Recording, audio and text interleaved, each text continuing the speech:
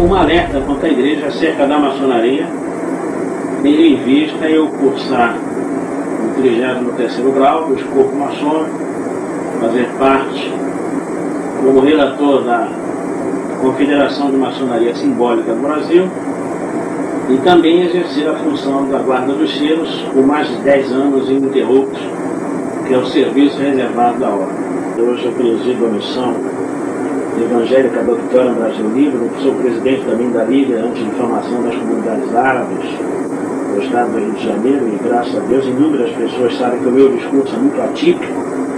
Eu não negocio com o diabo e não negocio com o pastor que é maçom. Mas o que eu vou fazer? Que tipo de contribuição posso dar à igreja, uma vez que todas as lideranças no país são maçons? O que eu posso fazer?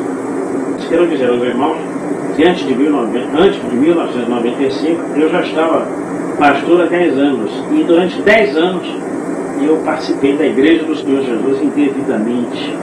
Eu fui um perjúrio do Senhor Jesus, porque ministrava a ceia do Senhor, pregava o Evangelho de salvação e não era salvo, muito menos filho de Deus, porque eu fui um agente de Satanás a iludir muita gente. A grande parte hoje da necessidade efetiva da igreja é adquirir o que o Senhor Jesus rejeitou no deserto, que é poder e glória. O Senhor Jesus, após esse jejum, Satanás tenta usá-lo de forma bastante eficaz, só que não contava que ele é Deus. Jesus é verdadeiramente homem e ele é verdadeiramente Deus. E após esse jejum, Satanás mostra a igreja contemporânea. Aí mostra lá na igreja seu bispo Edir Macedo Bezerra, mostra lá o pastor doutor Fausto Aguiar Vasconcelos, mostra o presidente da Convenção Geral das Assembleias de Deus, José Wellington Bezerra da Costa, mostra a dinastia Malafaia, mostra o que fizeram com Darcy Dorsilete, porque não aceitou os princípios maçônicos, porque no período que estive na maçonaria fui muito bem tratado e até hoje sou respeitado por alguns, e a prova é que até me convidam ainda hoje, como o senhor Nemuel Kessler, Túlio Barros, Isaías de Souza Maciel, dono da igreja instituída no Brasil. Cuidado, meu irmão, se você não passar por um processo de salvação, eu lamento dizer, demônio, eu sei que você está cheio dele, né? E está com raciocínio cauterizado, mas Satanás disse isso ao Senhor Jesus: se prostrado me adorares, tirarei o reino. E a igreja contemporânea prova isso, porque naquela época Satanás mostrou a ele todas as lideranças evangélicas que nós temos no solo brasileiro. Haroldo Oliveira, Francisco Silva, o deputado, daqui a pouco eu lembro o nome dele, que fazia a caravana do amor. Daqui a pouco eu lembro o nome dele, mas vocês sabem com o que eu estou falando, o esposo da Maína. E esses donos das rádios todas evangélicas em solo brasileiro, todos eles que vocês imaginarem, tudo que existe na imprensa evangélica, quer seja escrita, falada, televisada e radiofônica, é de predominância de maçons, eles mandam na igreja. Aí você vai falar assim, mas como Deus permite isso? Ora, como permitiu a minha desobediência desses homens. Uma vez que o Marcos, ele era presbítero da Assembleia de Deus de Madureira, na igreja lá do pastor Abner, filho do Manuel Ferreira. E lugar onde que Jair de Souza Maciel manda. Ele, inclusive, o Jair de Souza Maciel, que era o meu grão-mestre, né? Eu não só o servia, como era sustentado por ele. O Jair de Souza Maciel todo mês me repassava 42 mil reais. Então, espantado com esse valor, era exatamente isso que eu recebi em 1995. Agora nós estamos em 2001, né? Estava só e ferido no Golgotá para dar sua vida por mim.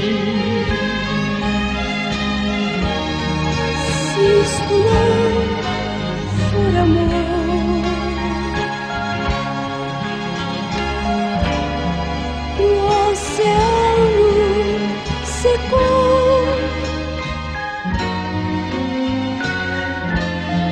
não há estrelas no céu.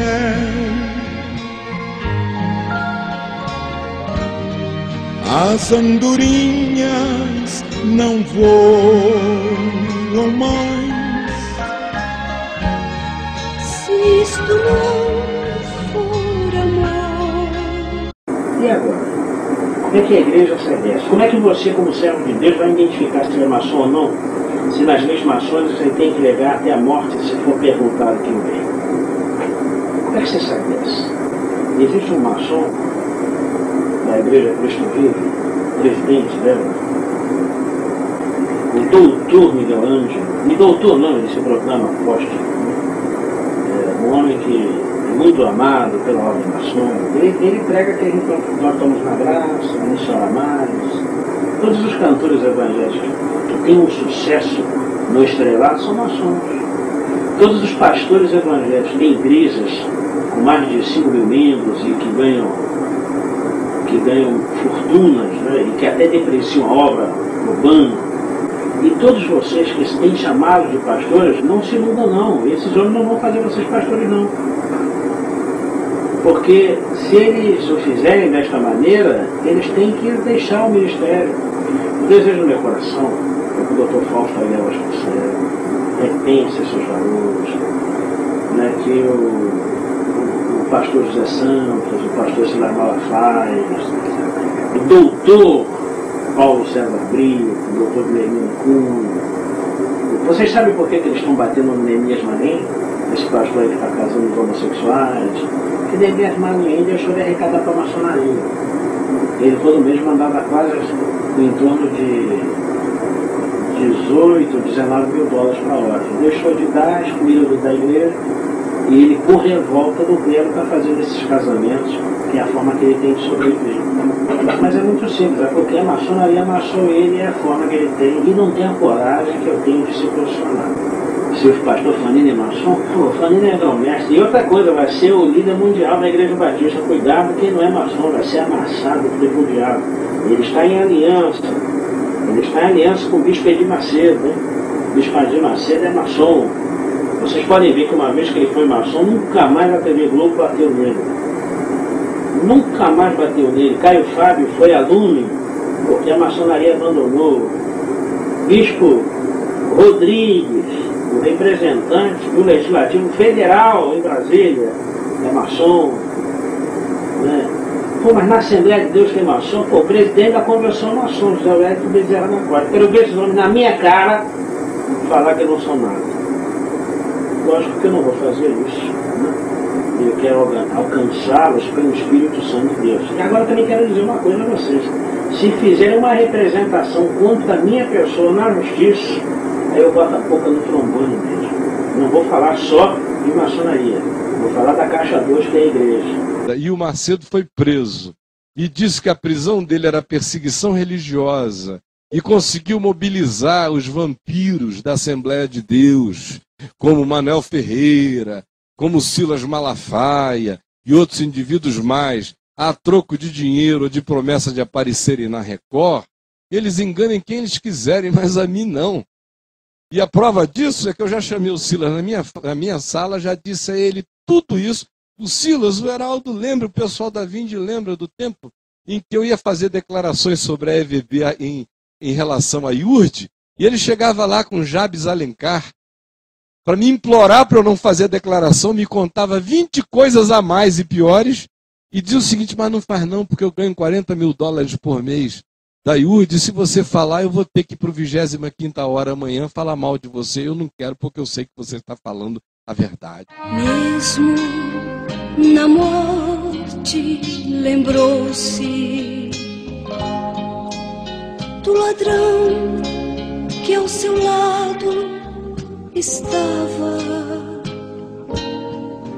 Com amor e ternura falou-lhe: ao paraíso comigo irá.